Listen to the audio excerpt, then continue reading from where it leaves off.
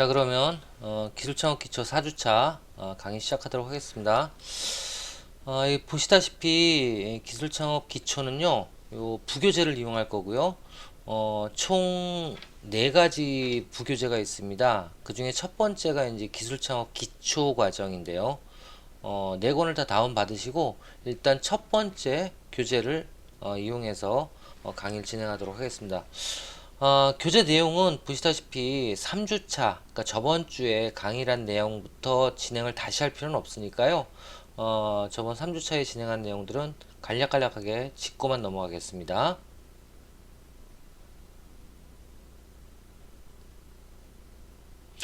자, 기술 창업의 이해. 첫 번째, 저번 주에 저희가 정의했던 게, 여기 나와 있는 기술 창업의 정의였죠. 이건 시험 문제에 나올 수도 있어요. 주관식으로 나올 수도 있습니다. 뭐 영리를 목적으로 어쩌고저쩌고, 뭐 창업자가 사업 아이디어를 어쩌고저쩌고 하는 시작하는 일, 이것 외워두시고요. 그리고 기술 창업과 벤처 창업과 일반 창업의 차이가 뭔지 이런 것도 알아두시고 주요 내용이 뭔지도 다시 한번 파악을 해보시길 바라겠습니다. 진짜 요약분이에요, 여기는 다.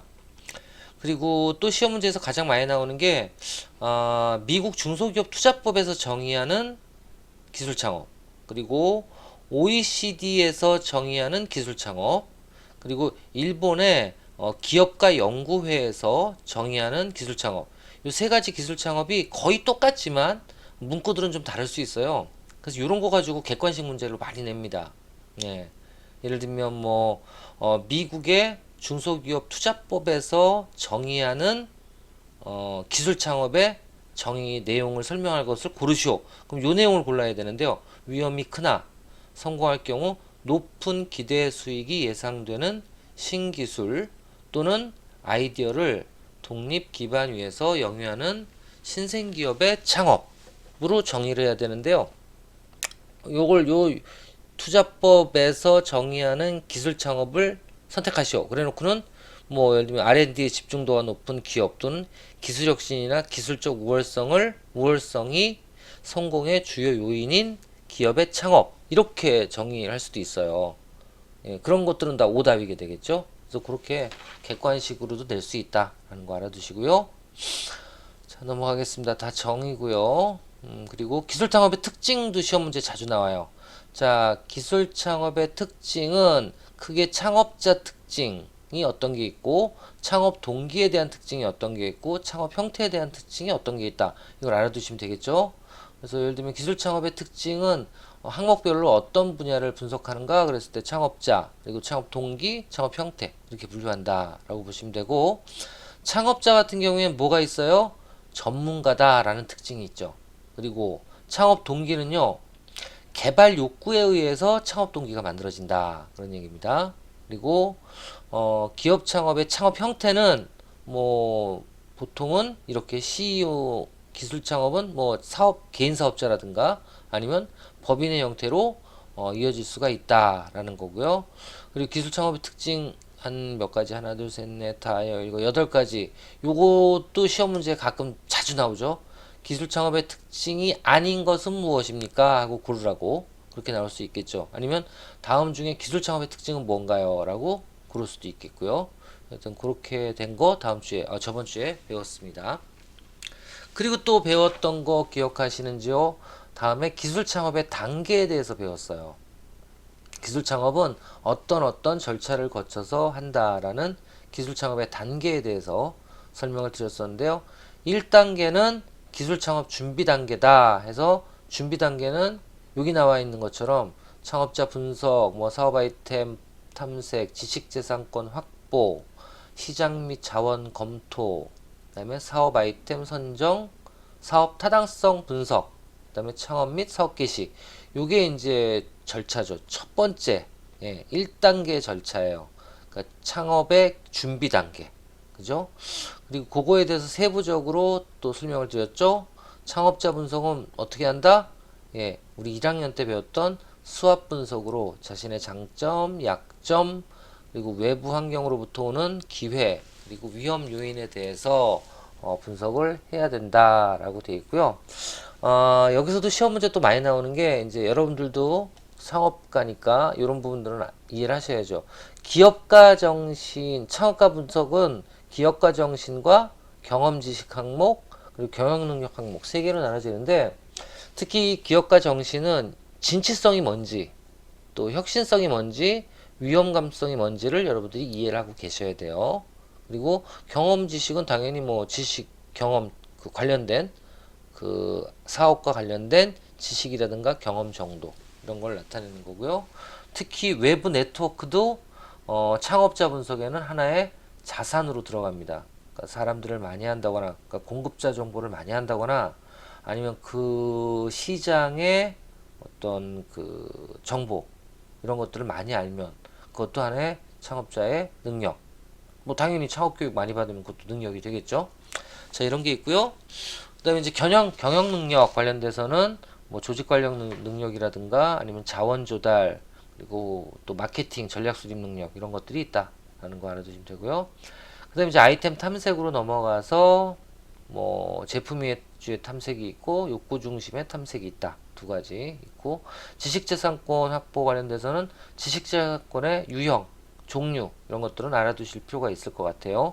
유형이나 종류. 그 다음에 경영자원 및 소비자 시장 검토에서는 어떤 걸 알아야 되냐면, 현실적으로 구현하고 실행할 수 있는 다양한 인적, 물적, 재무적 자원들의 경영자원이 요구된다 이렇게 됐죠. 그러니까 이런 부분들이 보유를 하고 있는지 이런 부분들에 대해서 검토를 해봐야 된다라는 겁니다. 그리고 특히 이런 경영자원 외에도 재무자원이 있고요. 그리고 시장 분석을 통한 시장 분석 자료도 필요하다라는 거고요. 이런 걸 가지고 이제 마지막에 사업 아이템 선정을 해야 된다라는 겁니다. 그래서 사업 아이템을 선정할 때는 첫 번째 창업자에 대한 거, 두 번째 시장 상황에 대한 거, 그 다음에 세 번째 수익성과 경제성에 대한 거, 네 번째 리스크 요인에 대한 거, 이런 부분들에 대해서 신경을 써줘야 된다라는 겁니다. 다음 이제 사업 타당성 분석 들어가시면 요 지금까지 얘기했던 이 모든 걸 가지고 사업 타당성을 분석한다라는 겁니다. 다 나와 있죠. 앞에서 한 거죠. 자, 이렇게 하고 이제 지금까지가 준비 단계고요.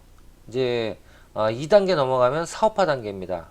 이제 사업화 단계에서는 지금까지 준비 단계에서 적었던 어떤 정보라든가 창업자 분석 이런 분석 자료들을 토대로 여러분들이 창업 의사를 먼저 결정을 하고, 그리고 세부 사업 계획서를 수립하고, 그 다음에 사업 주체, 그러니까 나는 누구랑 같이 창업을 할 건지 이런 주체를 정하고, 그 다음에 사업장을 입지를 개발하고, 그 다음에 그 공장이라든가 설비까지 확보할 필요가 있다라는 겁니다. 이렇게 진행이 된다라는 겁니다.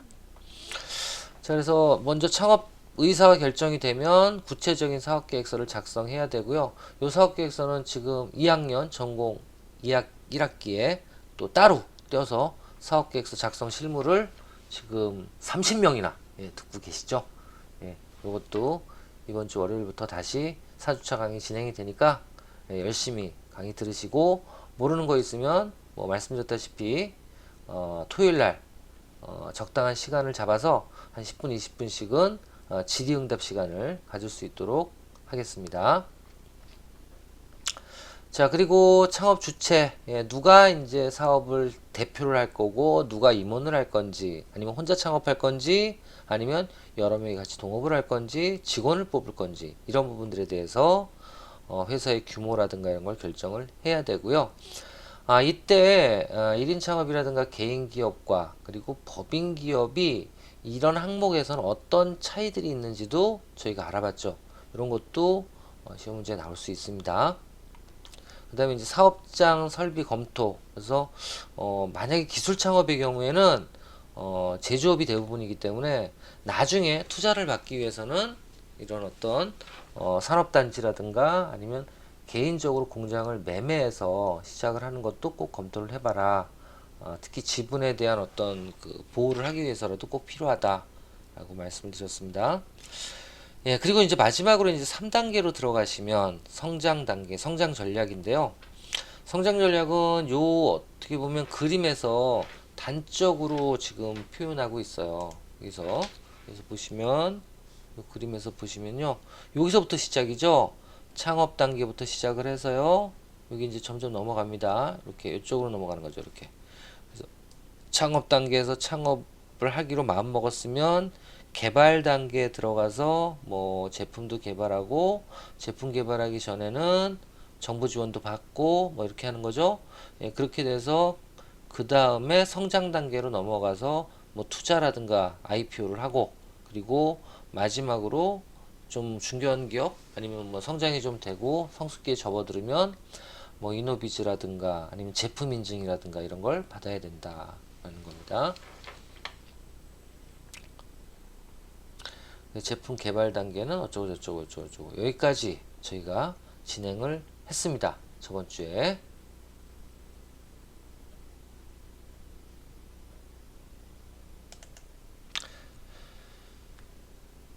자, 그러면 이어서 이번 주부터는 또 다른 성장 단계 이론에 대해서 한번 배워보도록 하겠습니다.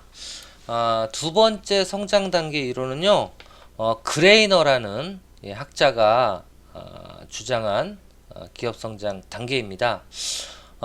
그레이너 같은 경우에는요, 여기도 나와 있지만 뭐라고 표현하고 있냐면요, 잠시만요, 여기 글자로 바꿔야지. 요색이 좋겠다. 예.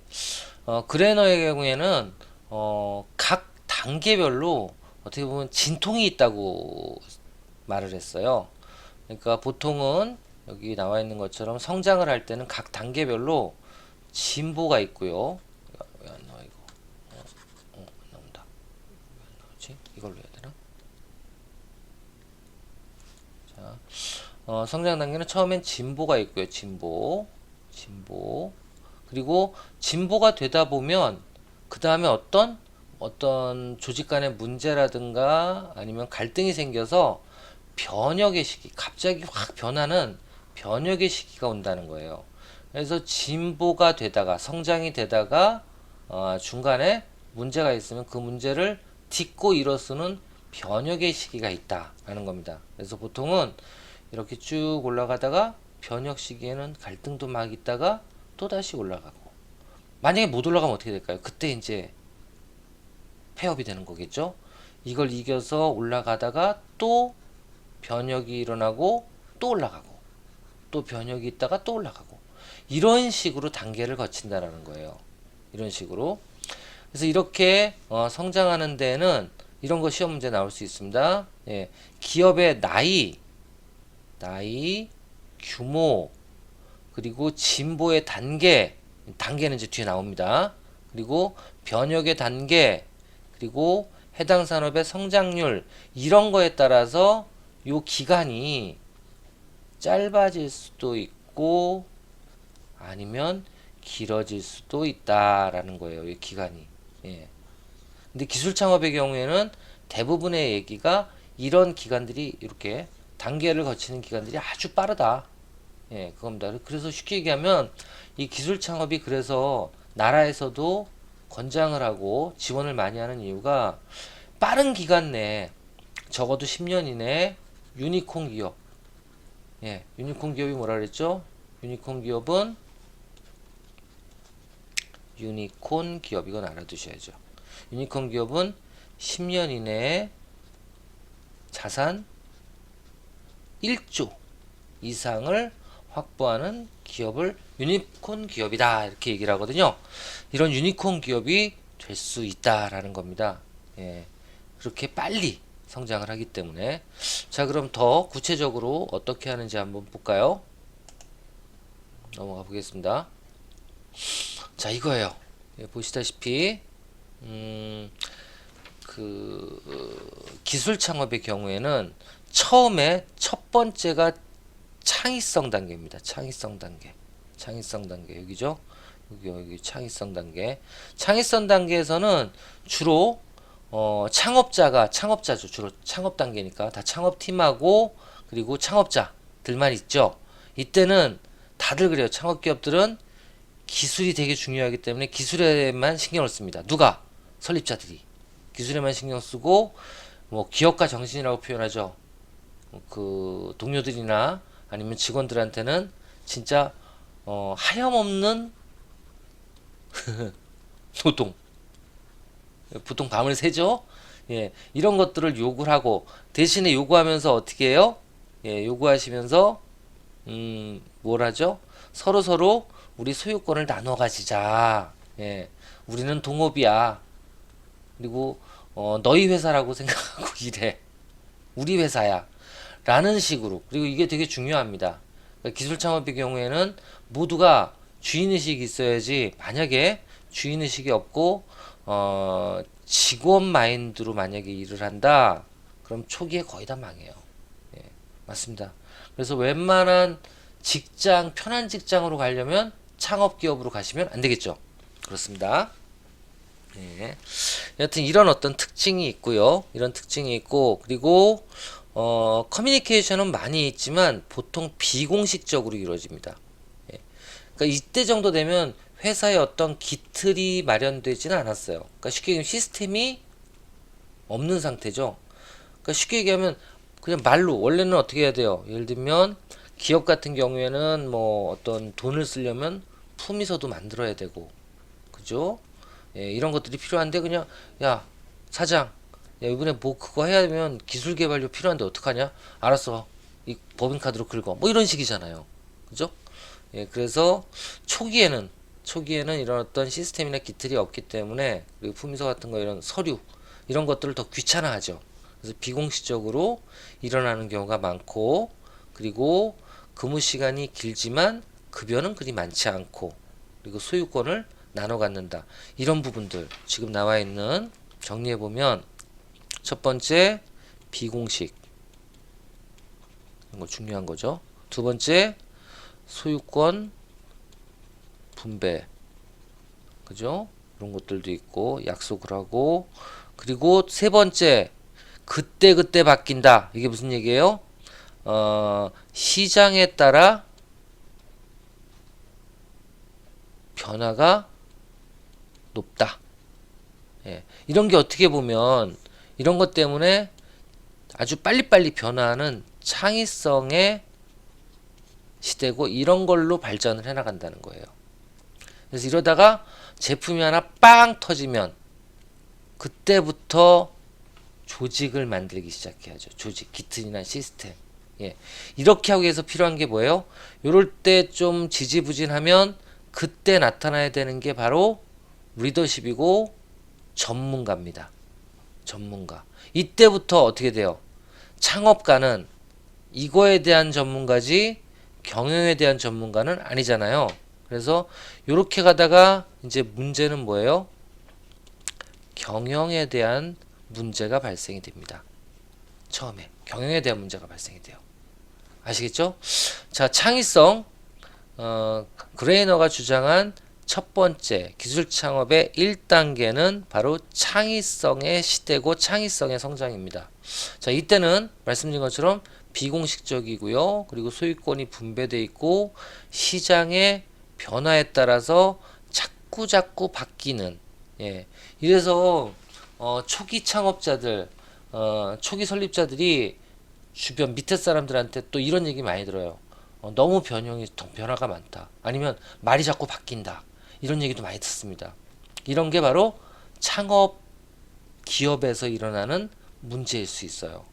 자, 이럴 때 이제 웬만큼 자리가 잡히면 그 다음에 해야 되는 게 바로 경영에 대한 겁니다. 이 경영이 근데 창업자가 힘들어요. 그래서 어떻게 해요? 이 문제를 해결하려면 이제 리더십을 가진 전문 경영인이 나타나는 게 바로 문제의 해결이죠. 예, 그렇게 된다고 보시면 돼요. 자, 그래서 다음으로 넘어가 볼까요? 예, 다음으로 넘어가 보니까 여기 나와 있는 것처럼 지시라고 표현해 놨습니다. 전문 경영자를 초빙하는 거, 이게 바로 문제 해결이에요. 그러니까 1단계 창의성에서 2단계로 기술 창업이 넘어가려면, 그 문제를 해결하려면 전문 경영가를 초기한다. 그러면 이제 이런 것도 시험 문제 나오죠.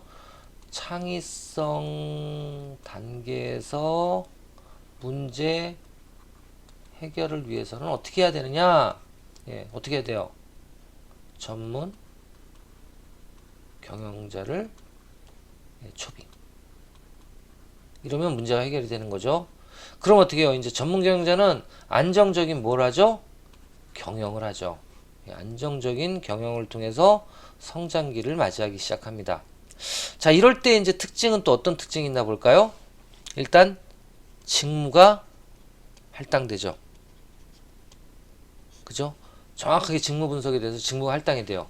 초기에는 어떻게 됐어요? 그냥 바쁘면 서로 밤새고, 예, 서로 같이 일하고 이랬지 뭐 어떤 분배나 권한이 이렇게 나눠지진 않았겠죠. 그렇지만 2단계에 접어들어서 예, 전문 경영인이 들어와서는 어떻게 해요? 직무 할당이 이루어져서 전문화돼 갑니다. 전문화. 일들이 전문화돼 가고요. 그리고 재고라든가 구매물의 회계제도가 생겨나기 시작합니다. 그리고 작업 표준도 만들어집니다. 그리고 예산이라는 게 짜여지고요. 계획이 되는 거죠. 계획이 되고 그리고 인센티브 제도 생겨나요. 왜? 목표가 생겼으니까 이제 달성이 되면 인센티브 제도 지급을 해야 되겠죠. 자, 이렇게 하다 보면 또 어떤 문제가 생기느냐? 이제 이럴 때 이제 지시만 내리고 이렇게 할 때는 어떤 문제가 생기느냐? 어떻게 보면 각 기능별 전문가가 되고요. 잘못하면 이 지시를 이 전문가 밑에 있는 전문가들이 안 받으려고 데모라고 한마디로 받아. 예. 이건 내가 전문가야 라고 얘기하고 위는 넌 모르잖아 이 부분에 대해선 이라고 따지기 시작해요. 이런 문제가 생깁니다. 아시겠죠? 그러니까 2단계에서 문제는 이 전문가에 대한 문제예요. 전문가들이 각 분야별로 잡고 있는데 위에서 자꾸 지시를 하려고 그러니까 어떻게 돼요? 리더십을 가지고 있는 사람이 반기를 들고 일어난다고요. 이래서 이제 고뇌가 생기고 문제가 생기죠. 자, 이럴 때 3단계로 넘어가면 3단계의 해결 방법은 뭐예요? 그래 네가 그렇게 잘났어?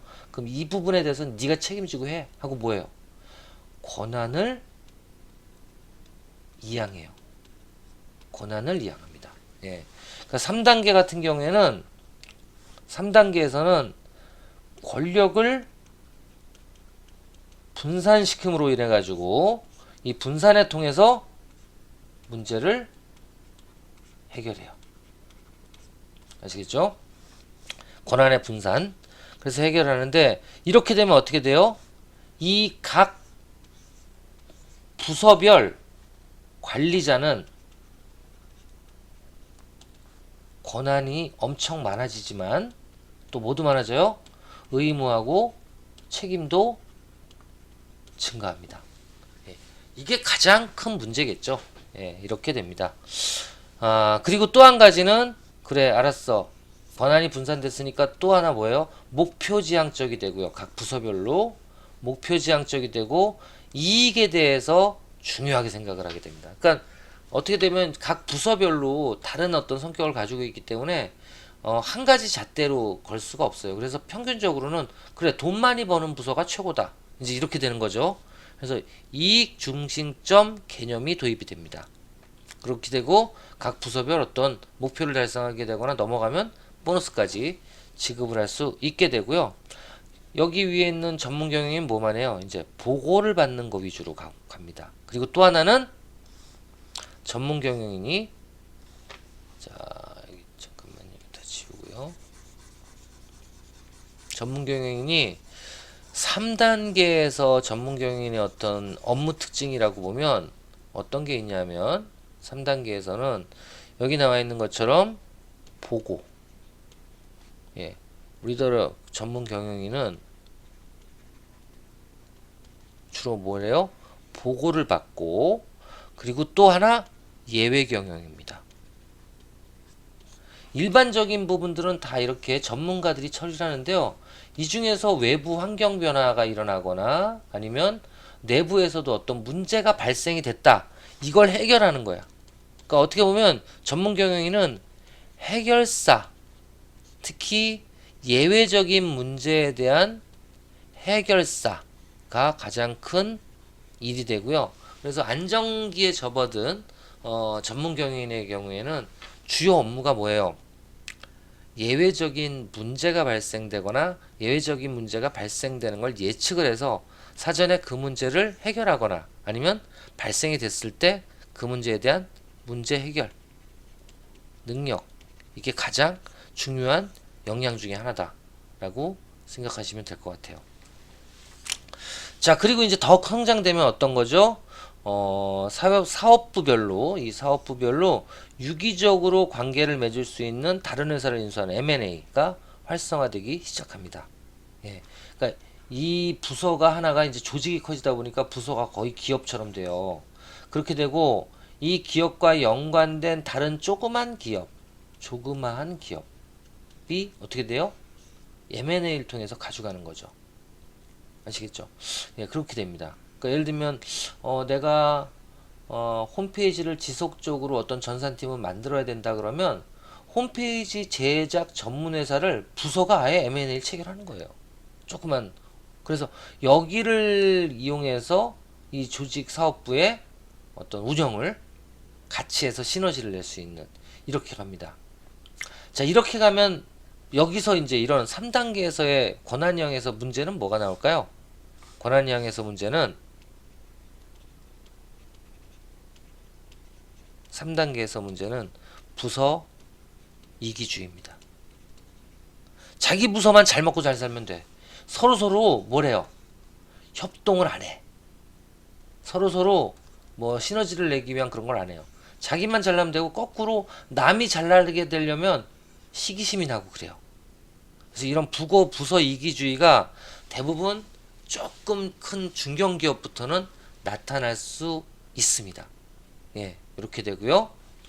자, 이렇게 됐을 때 그런 문제를 해결하는 건 뭘까요? 넘어가 볼까요? 예, 이럴 때 문제를 해결하는 게 바로 여기 나와 있는 조정입니다. 조정. 예, 조정을 하기 위해서 필요한 게 뭐냐? 아까 이렇게 부서별로 예를 들면 뭐 여기는 제조, 마케팅, 개발, 영업 뭐 이렇게 있을 거 아닙니까? 그럼 각 부서별로 목표가 정해지고 그 목표에 대해서 관리자가 지금까지 그 목표 달성을 위해서 해나갔는데 그리고 보고만 했는데 이러다 보니까 부서이기주의가 너무 커져요. 그래서 어떻게 돼요? 무슨 회사 전사적인 어떤 일을 할 때 잘못됐으면 제조는 너희 마케팅 때문에 잘못된 거야. 또 마케팅은 아니야 이건 영업이 잘못한 거지 내가 잘못한 게 아니야. 난 전략은 잘 짰어. 이러다가 어떻게 돼요? 영업은 아니야 이거는 제품 개발부터 잘못했으니까 안 팔리는 거야. 이런 식으로 서로 싸워요. 예, 이게 바로 부서 이기주의거든요. 자, 이렇게 되는 걸 해결하는 방법은 뭐냐? 예, 제조 너 3명 일로 나와봐. 1번 2번 3번 나와. 마케팅팀 1번 2번 3번 나와. 개발팀 1번 2번 3번 나와. 영업팀 1번 2번 3번 나오세요. 이렇게 한 다음에 자 1번들 다 묶여. 그럼 어떻게 돼요? 제조의 1번 그리고 마케팅의 1번 개발의 1번 영업의 1번. 야 너희들 A 프로젝트 팀이다. 이제부턴 여기서 성과를 내. 이렇게 하고 어떻게 돼요? 이제 묶는 거야 서로서로. 그래서 뭐가 생겨요? 제품별 팀제가 운영이 됩니다. 팀제가. 이게 팀이에요. 서로 다른 부서에 있는 사람들을 한 명씩 뽑아가지고 프로젝트 팀을 만드는 거죠. 예. 이렇게 되면 어떻게 해? 이제는 제조가 잘못했다, 마케팅이 잘못했다 얘기 못하죠. 나중엔 어떤 문제가 생길까요? A팀이 잘못했다, B팀이 잘못했다 이럴 수는 있겠죠. 여하튼 여기 나와 있는 것처럼 3단계 문제, 부서 이기주의라든가 이런 문제를 해결하기 위해서 필요한 게 뭐예요? 조정력을 높이기 위한 공식 제도를 만드는 겁니다. 예, 이게 필요한 거죠. 이게 바로 뭐예요? 팀제입니다. 그렇게 되면 어떻게 돼요? 공식적인 절차에 수립되고 심도 있게 이제 이런 사업 계획들이 프로젝트별로 검토가 되기 시작하죠. 예, 이렇게 됩니다. 이렇게 되고 본사의 다수의 스태프 직원이 채용 배치되어 라인을 예, 전사 차원의 프로그램을 만듭니다. 예, 전사 차원으로 이 위에서 이제 어떻게 보면 기획 쪽은 프로젝트 A, 프로젝트 B 이런 식으로 만들어서 A는 너희 A팀 1팀, B는 2팀 이렇게 해서 진행을 할 수 있도록 하는 거죠. 자, 그렇게 하고 각 팀에서는 결국은 투자 대비, 투입 대비 얼마나 아웃풋이 나오는지에 대한 이런 ROI 이런 것들이 이제 분석이 이루어지기 시작하겠죠.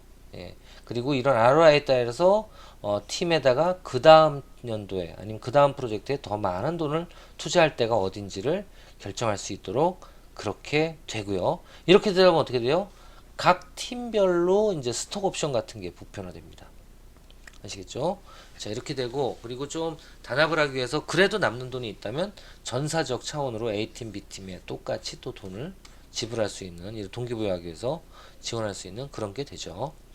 자, 그리고 이제 마지막 단계는, 자, 여기서 이제 문제가 뭐냐. 결국은 똑같아요. 아까 얘기한 것처럼 팀별로 또 이제 이기주의가 생길 수 있죠. 서로 똘똘 뭉쳐가지고, 예, 그리고 서로 경쟁도 하고, 이건 어떻게 보면 선의의 경쟁이 될 수도 있죠. 근데 마지막 단계는요, 솔직히 이 팀이 원래는 경쟁 서로 사람이 인지상정이라 경쟁을 하는 어떤 마인드가 형성이 될 텐데요. 왜? 그래야지 인센티브도 많이 받고 스톡 옵션도 많이 받고 하니까. 그런데 상호 간의 협력 체계를 구축할 수 있는 시스템을 만드는 것, 이게 바로 5단계예요. 예. 이렇게 하기 위해서 필요한 게 뭐냐? 사회적 통제와 자기 규율이라는 겁니다. 좀 어떻게 보면 고차원적인 개념이죠. 개념이고, 그리고 자기주도적인 개념이에요. 자기주도적인 개념. 예, 그래서 서로가 전사적으로 생각해서 전사적인 발전을 위해서 노력할 수 있도록 자꾸 교육을 시키고, 그리고 팀별로 시너지를 낼 수 있는 것들을 찾아라.